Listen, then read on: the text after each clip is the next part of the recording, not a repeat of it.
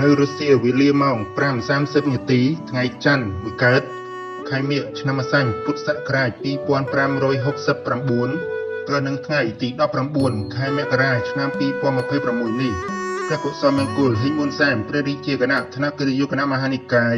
ជាព្រះព្រហ្មកេសៈព្រះសមុទ្ធរអនុគុណសុខសែនបុល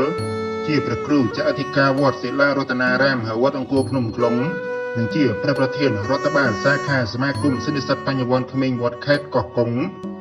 បានចុះសួរសុខទុក្ខនិងនាំយកអំណោយឧបត្ថម្ភជូនមហាឧបាសកពុទ្ធសាសនូបត្ថម្ភភេងមៀតអាយុ